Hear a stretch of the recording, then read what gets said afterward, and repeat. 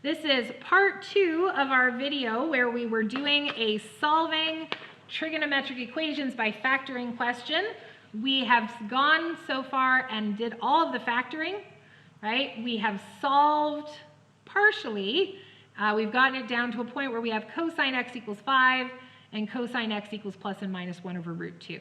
And now we need to try to see how to solve this part. So I'm going to start with the cosine x equals 5.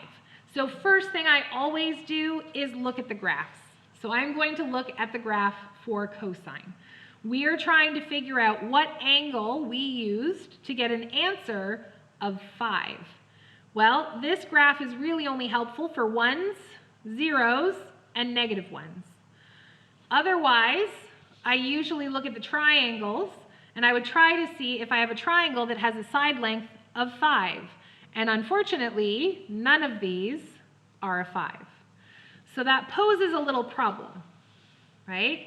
Sometimes it means that the only way we could solve is with a calculator, and we would then use a calculator. We'll be learning about that next class. But sometimes it doesn't work because there's an issue with the question. So if I look again at the graph, cosine x equals 5, you'll notice the highest the graph goes is 1. So cosine never goes above 1, and it never goes below negative 1. It is always in between those two values. So 5 is somewhere way up here, and the graph does not go up that high. So there is actually no way to get an answer of 5 because the highest the graph goes is 1. It's the same thing with sine. Sine is limited between positive 1 and negative 1. Now tan is a different story. It keeps going up, up, up. So we could definitely have a value that is 5, but we cannot on the cosine. So here, this cosine x equals 5 has no solution.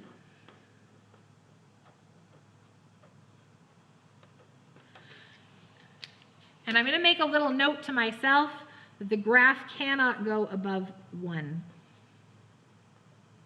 So graph does not go above 1. Okay, so that part there has no solution, and that's okay. We probably are going to have some solutions coming out of the other part of the equation. So I have cosine x equals plus and minus 1 over root 2.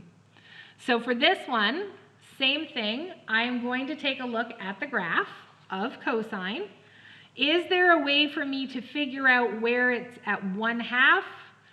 Not really. I can only do ones, zeros, and negative ones. Those are the values that we can read off of that graph. So instead, I'm going to take a look at my triangles. I'm looking for a triangle with a side of 1 and a side of root 2. So this one here has a 1 and a 2, but it's not under a square root. This one has a 1 and a 2 and another 1. So I think this one here is how I got my value of 1 over root 2. We used this triangle. So I'm going to write this triangle on my page so that I have something to look at and something that I can label. So we have 1, 1, root 2, and both angles are pi over 4. Okay, according to cosine, cosine is adjacent over hypotenuse. So we would have done this by doing the adjacent over the hypotenuse. So I am going to label that the hypotenuse is root 2, and you should just check, is that actually the hypotenuse of the triangle? Yes, it is. And then adjacent is 1. Now I have two different ones, right? I'm going to choose one because both of the angles are the same. So I think I'm going to put the adjacent down here, which would make this side over here the opposite.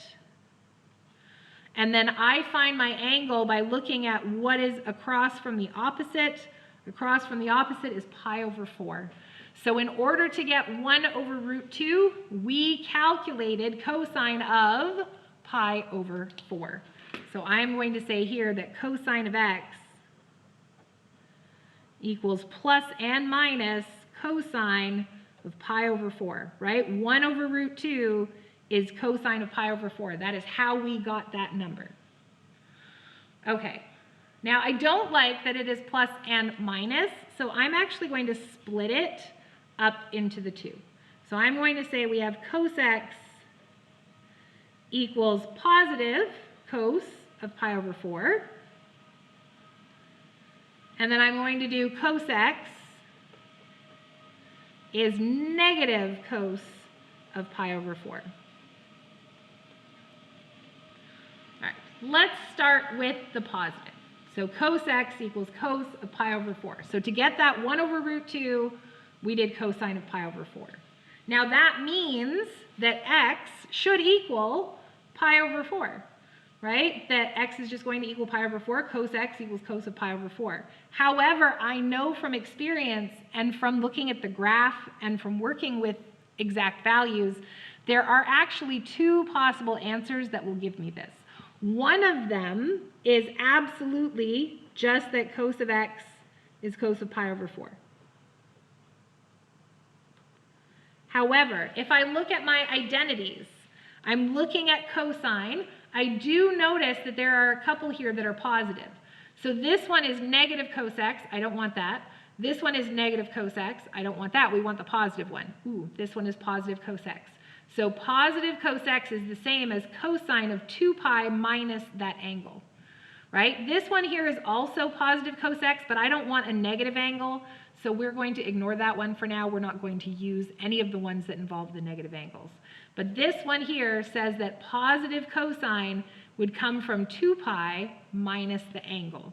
So I'm going to say that this, cos x, equals cosine of pi over 4 is the same as cosine of 2 pi minus our angle, pi over 4. I know it seems weird.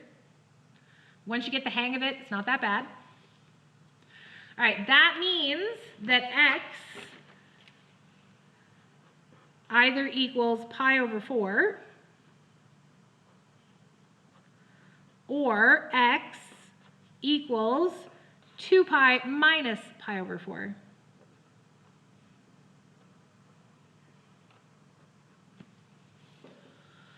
All right, this one doesn't require any calculation or additional work. It's just x equals pi over 4.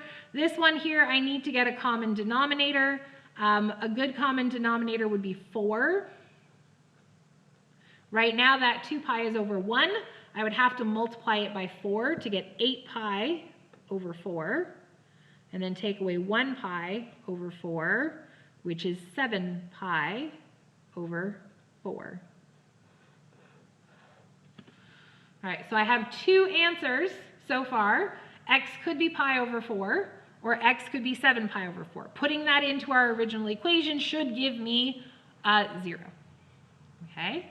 To do the other one, we're going to do cos x is negative cos pi over 4. And I didn't leave myself a lot of room, so I'm going to have to just do my best to make this work. So I'm going to look at my identities, and I'm going to find one that has negatives. So negative cosine is either cosine of pi minus the angle or cosine of pi plus the angle. So I'm going to say that cos x equals cos of pi minus pi over 4. And then because I didn't plan this out well, I'm going to do the other one down here. I'm going to do cos x equals cos of pi plus pi over 4. I'm just using those identities off of that sheet, the ones that were equal to negative cos x. Okay, so that means that x is going to equal pi minus pi over 4, or x equals pi plus pi over 4.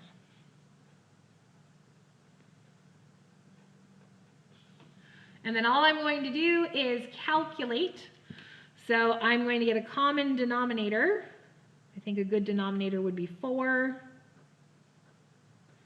So this would become 4 pi over 4.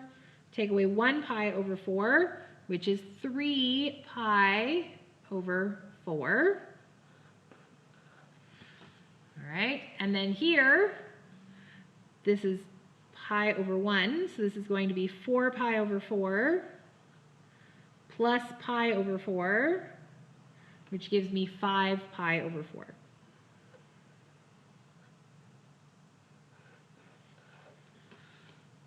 All right, so this question has 4 possible answers, right? It could be pi over 4, 7 pi over 4, 3 pi over 4, and 5 pi over 4. We also had this part over here with the cosine x of 5, but it did not have a solution, so I don't have to worry about anything from there. So I am just going to finish off this question by saying, therefore, x equals pi over 4, 7 pi over 4, 3 pi over 4, and 5 pi over 4.